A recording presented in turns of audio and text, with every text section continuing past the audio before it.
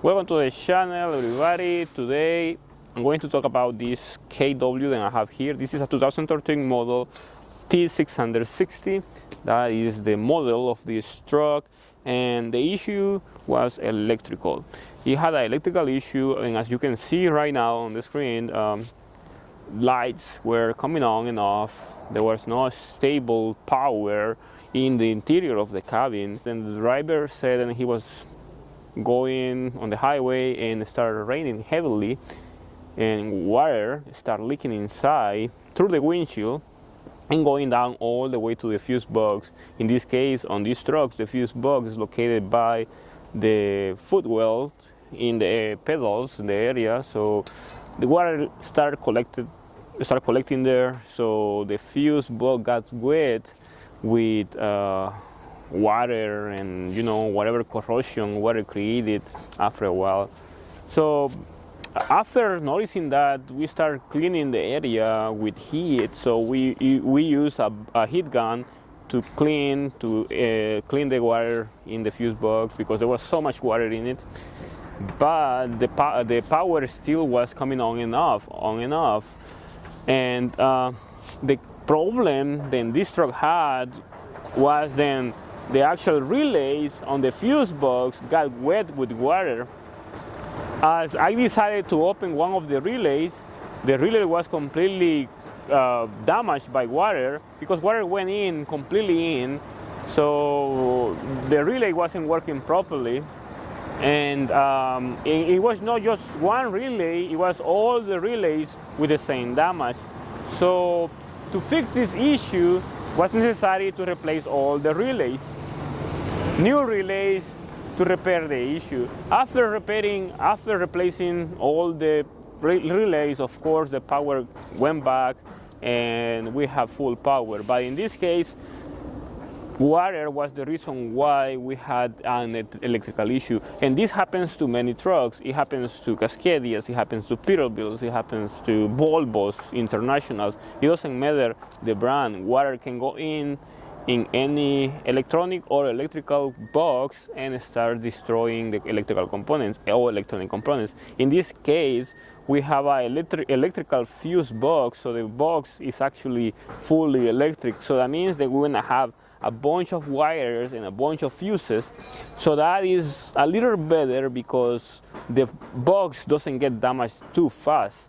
So probably one circuit can be damaged because of the corrosion with water, but it can be saved. We can actually extract one power line from one side to another, and that will be the solution to the problem on this truck, if that were the case. But if this truck had electronic boxes like Cascadias or T680, which is the newer version of these, those have electronic components instead having electrical components.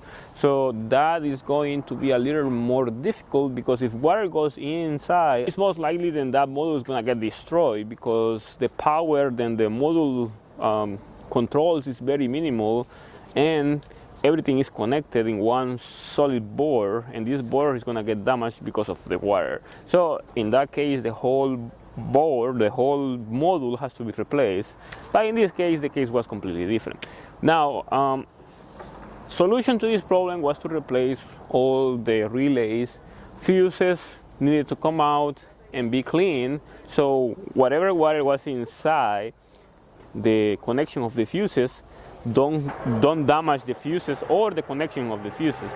After doing all that, we had to be sure that there is no leak. So the windshield was repaired again, because it was replaced.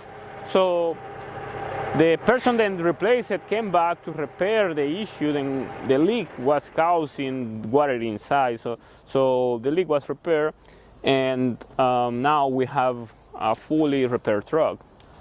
Of course, right, we have to keep an eye on this situation, because we cleaned, we actually tried to remove most of the water than we could see, but I know that water is not very easy to remove, especially inside components.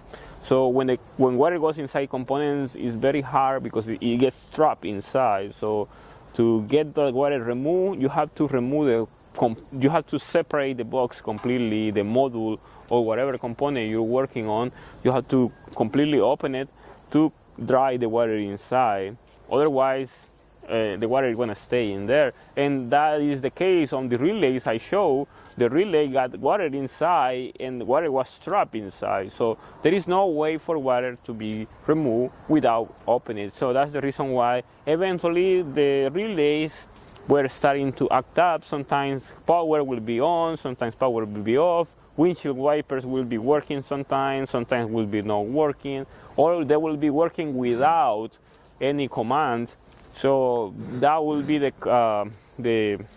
we would say the consequences of water inside any electrical component. But it's very basic information on this truck, and to be honest, this could happen to anybody, and it doesn't matter what truck you're driving. The issue is going to be pretty similar. You're going to have components that are working, or components that are not working at all, or components that are working sometimes. So anyway, this is all I have for you on this video. If you have any questions, you can comment below. And look for me on Instagram, franciscoamaya YouTube. And that way, look for me on Instagram, franciscoamaya YouTube. And make sure to follow me there. So you can see different content that I'm doing. Make sure to like the videos, and thank you for watching.